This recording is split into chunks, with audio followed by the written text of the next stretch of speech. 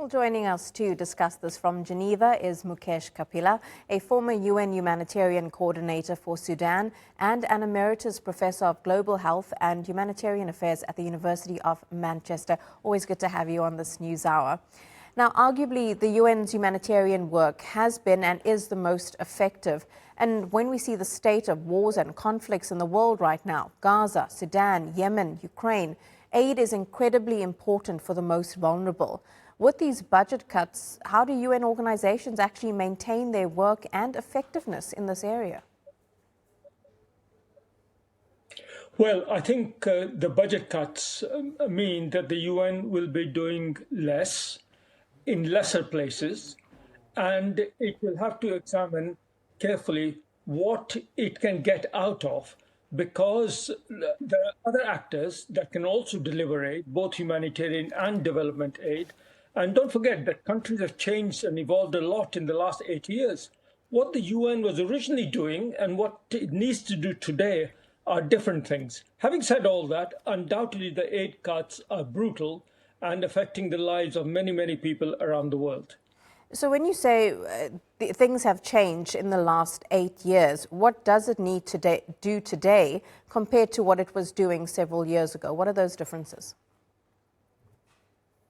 Well, I think over past decades, the capacities of the world's nations was much less, so that international organizations were required to come and do relief delivery, to provide technical assistance, to help governments with economic policies, and give many other forms of economic and social assistance, because countries were developing, they were immature in their governance and in their policy structures.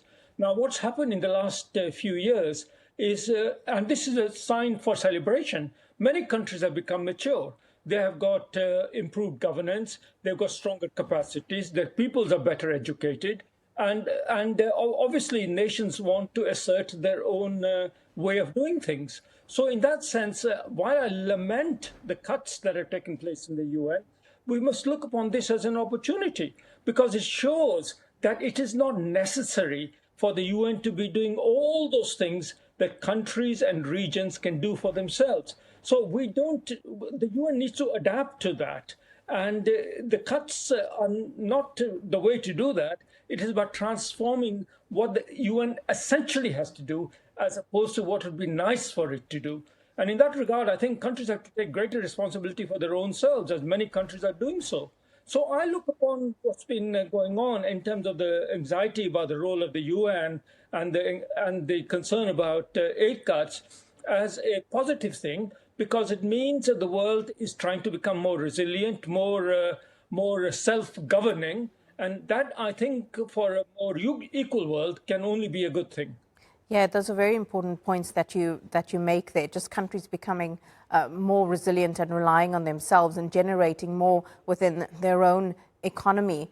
What then do you see the role of the UN taking in the future, especially for those countries that are still not quite able to do that need a little bit more help? Yes, so I think that's a good question. I think it means that more and more the UN must prioritize its assistance and its remaining funds to the most needy countries. That is the lowest income countries. That is the countries undergoing conflict and strife. Possibly also the countries that are at the front line of climate change, because that's our new development and humanitarian problem.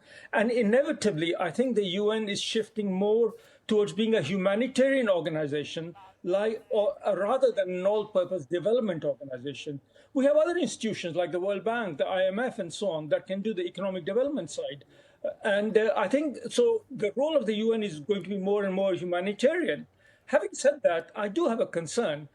Originally, the UN was founded as a peace and security organization. But today, nobody consults the UN when it comes to conflict and peace matters. Look at all the stuff going on around Gaza or Ukraine. Nobody's thinking of the UN as being at the center of peacemaking. So, and an organization that is more and more dedicated to humanitarian aid to the world's poorest countries, maybe the bottom 20 or 25 countries, I don't think that's really a global organization in the sense that it was originally conceived 8 decades ago. So, in that regard, I don't have an answer other than to say that the role of the UN is going to shift. Maybe we don't need a global organization. Maybe we need more multilateral regional organizations. They're doing a good job, whether in Africa or in Asia or elsewhere.